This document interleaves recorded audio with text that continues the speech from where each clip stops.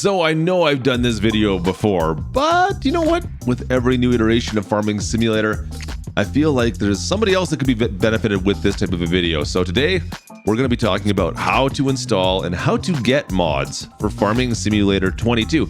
Because you know what? Sometimes it's not always that simple, and it's a little bit different depending on what platform you're on. So we're going to go through the list. We're going to figure out exactly how you get mods and, well, how you install them into your game. If you're new to the series, you may not have any ideas. If you've been here for a while, I'm sure you already know all this stuff, but we're going to go through it anyways. So let's, wait a minute. Let's just get at her.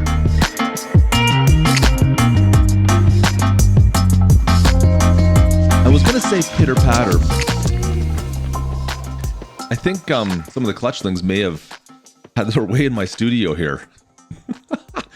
Pitter? What? Now, before we dive too deeply into this, thanks for joining me today. And you know, if you have not seen the channel before, if you're fresh around here, make sure you guys join us for one of our live streams, maybe our Let's Plays, our roleplay series, where we really push, you know what, these mods we're talking about right now to the ultimate limits. So make sure you guys join us for one of those. So what are mods exactly? For those who are uninitiated, well, mods are all the equipment and stuff that's not base game. Basically anything that gets added in, and this can go from anything from different tractors, different trucks especially, of course, are huge. There's all sorts of different equipment out there, and then even as far as different maps. Since the game only comes with base 3 maps, there's all sorts of other maps that, well, will be coming soon here if they haven't already arrived by the time you're watching this video. Now, how you get and install mods is different, obviously, depending on whether you're with console or you are on PC or Mac. The two are, well, there's some similarities, but there's a lot of differences as well.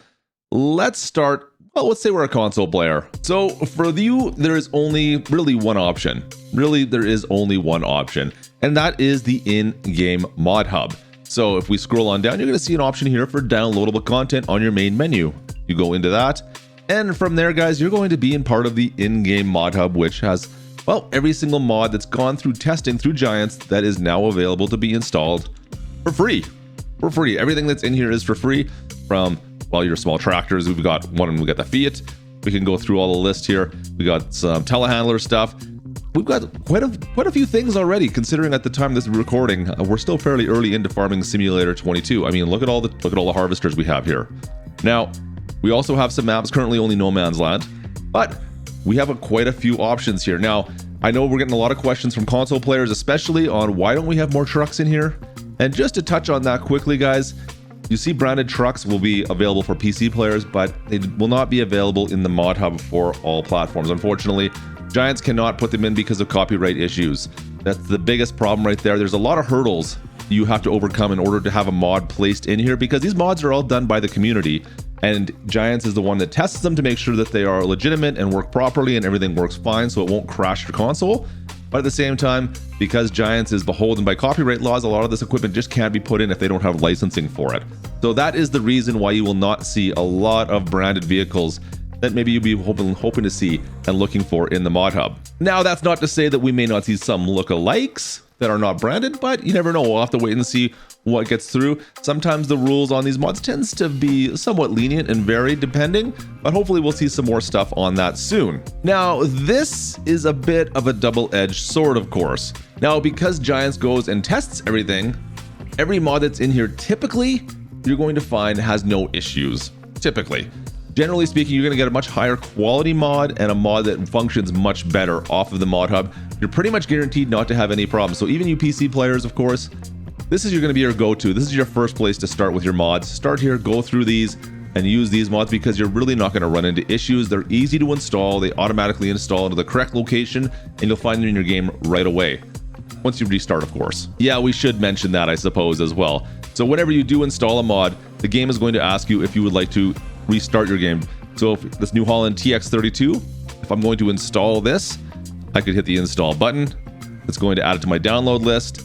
And once we come back out of the menu here, you're going to see that this is going to go up and tell me until it's installed. And once it's at 100%, then it is ready in game. However, this will not show up in your files until you restart your game. So you're gonna have to wait for this to install and then back out of here and restart your game from square one. So it's hit 100%. We back out again, and we'll have to quit and restart. So now let's talk about where we find a lot of these other mods. We call this mods on third-party sites or third-party mods, something along those lines. If you hear people talking about that, that's just what they're talking about. There's stuff that are outside the mod hub. Now, there's several different locations. There's more than a few Facebook groups out there. If you search through Facebook, I'm sure you'll be able to find a few of them there. There's Discord groups that are associated with this. But to be honest, the simplest way to get started really is just by Googling stuff. Now, of course, I've somewhat cheated and typed this in, but right off the bat, you're going to find, well, there's a bunch of mods that even show up above the mod hub in here from Farming Simulator 22 mods, which is always interesting to me. Regardless of which, here is the mod hub right here that we just talked about. This is going to take you back to the Giants website. And there is all the mods that we were just looking at, but this is on, well, the PC side of things, I suppose. So this can be downloaded right here, and you can download all these mods right here, install them in your folder. But we're looking for different mods. We're looking for other mods. Now you can click on, well, any of these sites. They will all work fine. They're all very similar. You're going to find that so most of the mods on these sites, they're typically mirrored. And when one of the sites gets the mod, they all tend to get the same mod. That ends up being the way this goes. Now, to be perfectly honest, one of the sites I tend to use the most is Mod Network. So we're going to go through to them. You can find a link down in the description for them or modnetwork.com. That is the easiest way to find them. And here you can see they've given you the option. And if we scroll down, you can also see mods that are trending, which is always a good place to start, to be perfectly honest, because typically when mods are trending, that means they're fairly good mods. And for instance, we've got the whole Harry Armstrong Jr.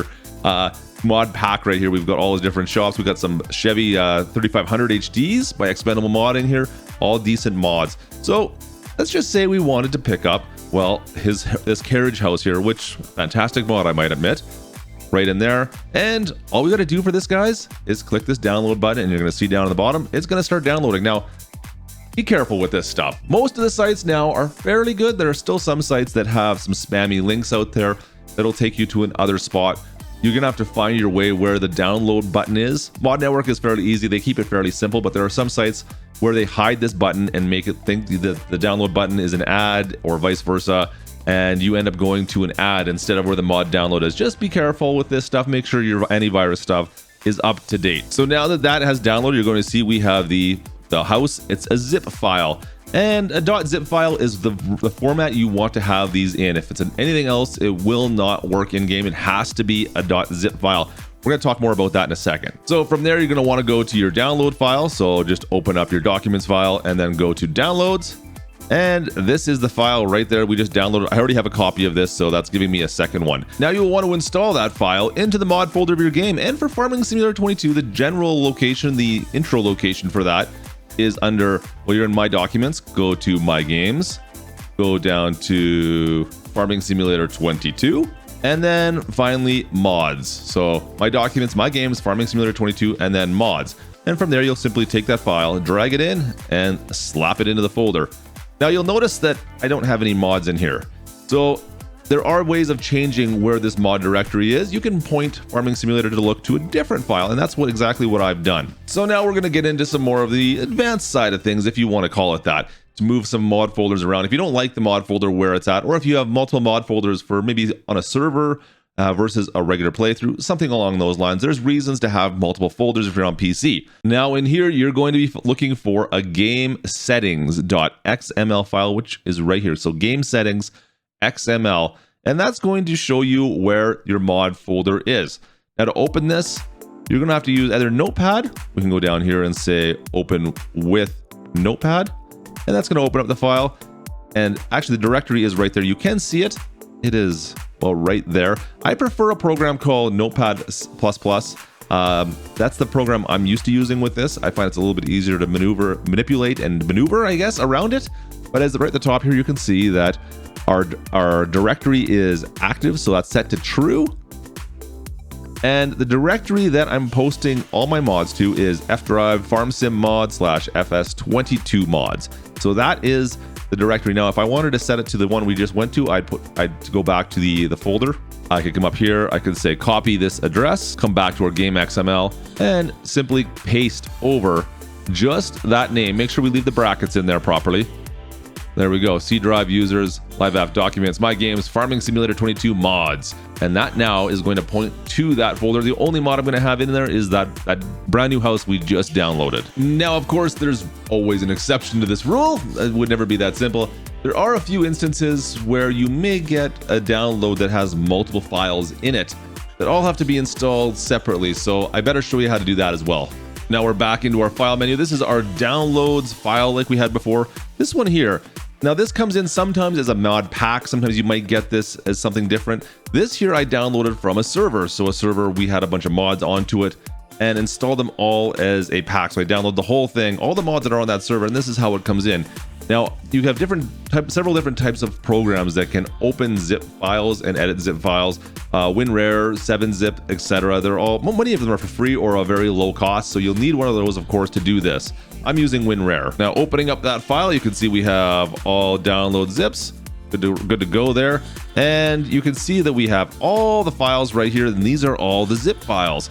If you see any of these that are not zips, they will not be able to be installed into your game. They will not work. You will have to find another way, either put them into a zip file. If it's a rare file, an RAR file, you might have to change it over to a zip or find a different download spot. So you can take any of these files and simply drag and drop into your folder. Now I probably already have this. I do. It's going to ask me if I want to replace that. I could replace this in the folder to make sure it works, and it's going to replace it now. So you'll need this program or a similar program for that to work. Otherwise, just make sure that these are zips. If they're rare RAR files or just a normal folder, they will not work in your mod folder. So hopefully that kind of clears things up a little bit on how to install mods. Hopefully I was clear on some of that stuff. It's a little bit confusing at times. I totally understand, so that's why you're here, I suppose. Anyways, I hope you guys enjoyed the video. Of course, drop that like and subscribe if you haven't done so already. And you know what? Maybe if you are looking for something else to watch, maybe check out my favorite map right here. Yeah, go check out County Line. Great map. Can't wait to get more into that one. Cheers, folks. Have a great day. This is Klutch. Over and out.